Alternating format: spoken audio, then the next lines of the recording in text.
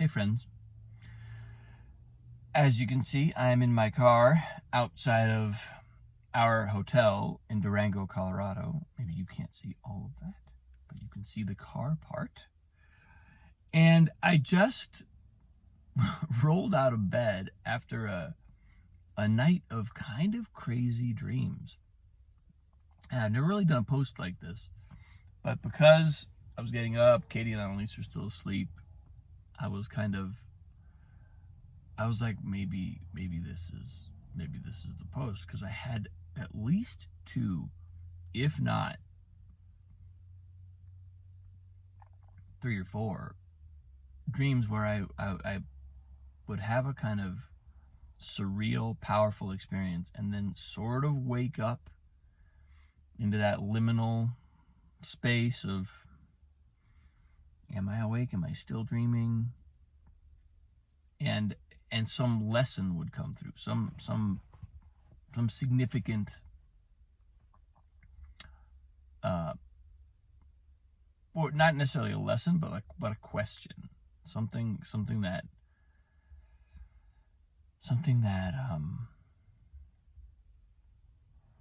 questions one of my assumptions. And the first dream was this: I was being hired for a gig. I think it was one of these things where I applied for something and then I got a phone call and people wanted to know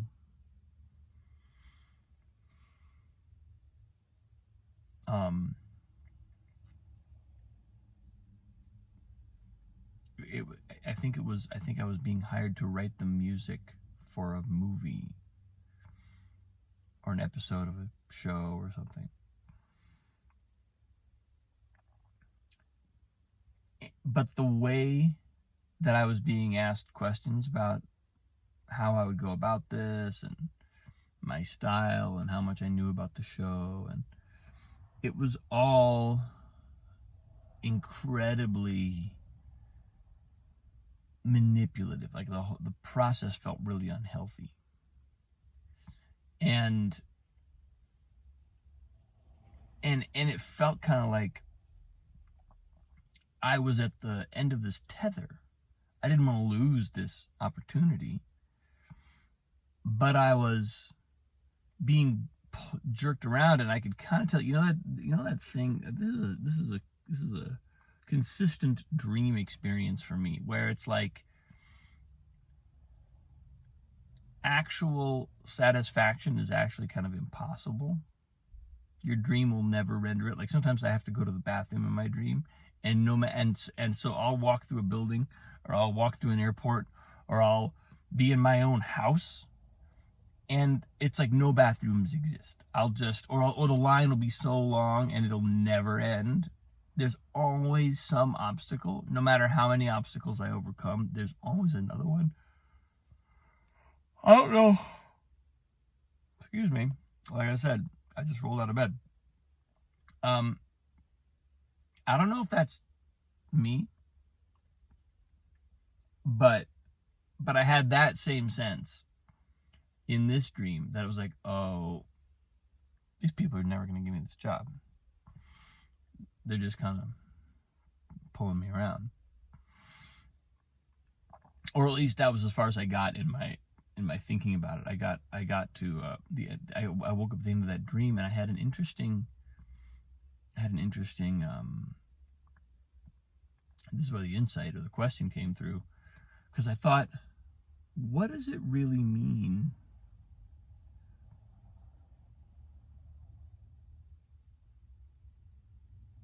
to have a dream or a desire to do something, in this case, like a professional aspiration? Where am I coming from with those things in my life? The dream was just its own little surreal world, but it raised the question for me, well, in my life, where am I coming from with these things? Because this dream is kind of showing me that I can get pulled around. I can get jerked around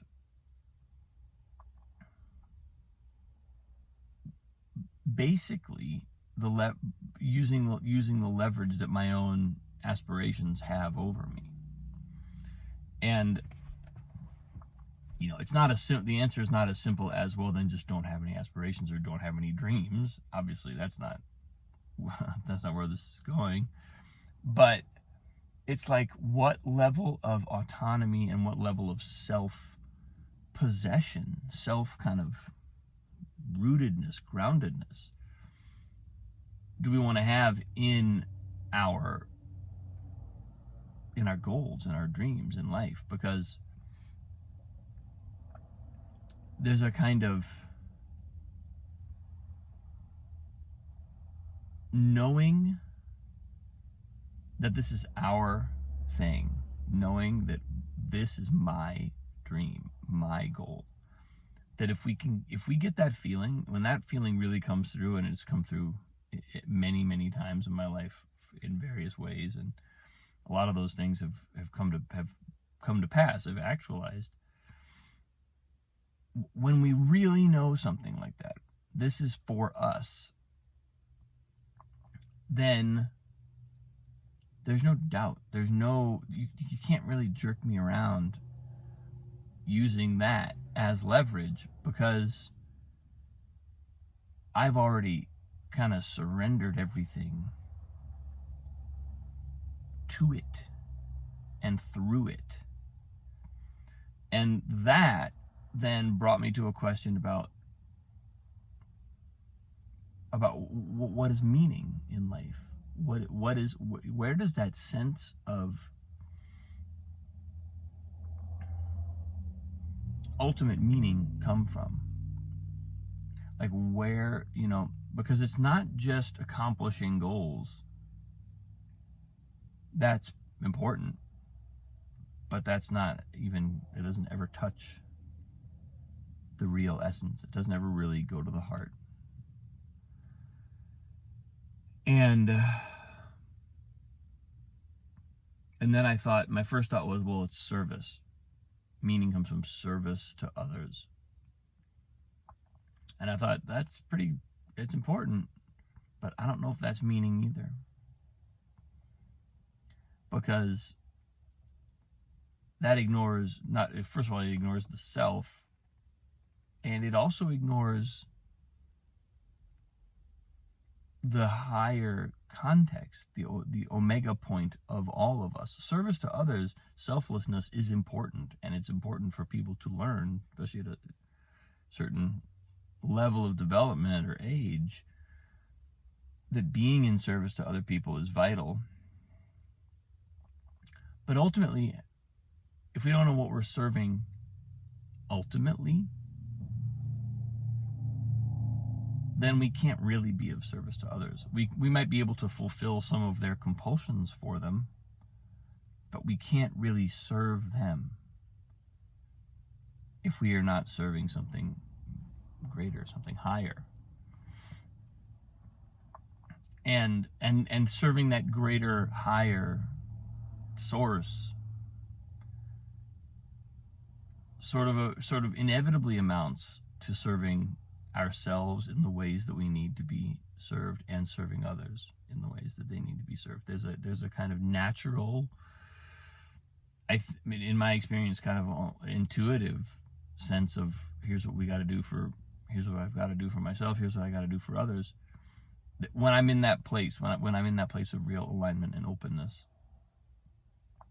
And so, so in a weird way, this dream kind of liberated me.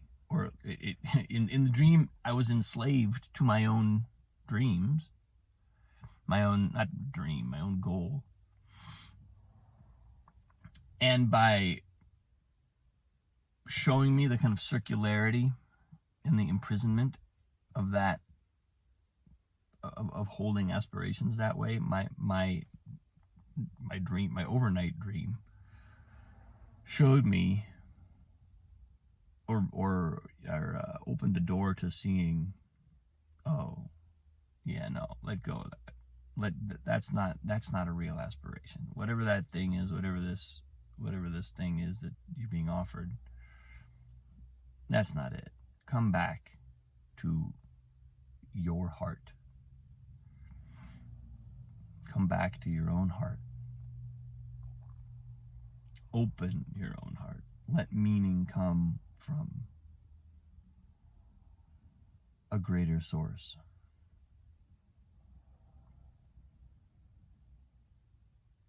And then see what you got to do next. See what goals emerge from that space.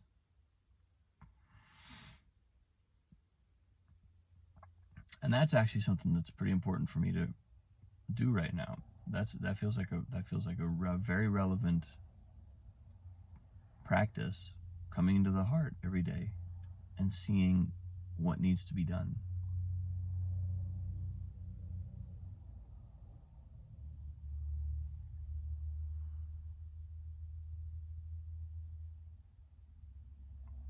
Because I would say in my actual life, now I'm just reflecting on my daily life, I would say in my actual life there are ways in which my goals and aspirations and even creative aspirations kind of get in the way. And I think that's probably pretty normal. I think many of us have that problem. But we don't want to live like that. That's not a solid orientation for life. It's going to be limited. It's going to be ultimately a kind of enslavement to our own mind, which that's not fun.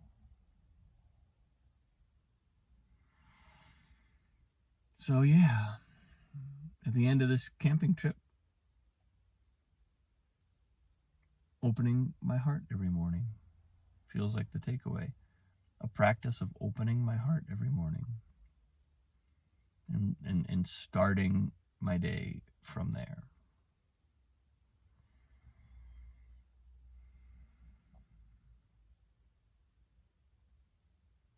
That's what I got. Apologies for the yawning and bleary-eyedness. You're truly getting me at the start. Can you tell the sun's come up even higher since I started the post? Thanks, folks. Appreciate you. Have a great day. I'll be back home tomorrow, so I'll be back at the piano. I'll see you soon.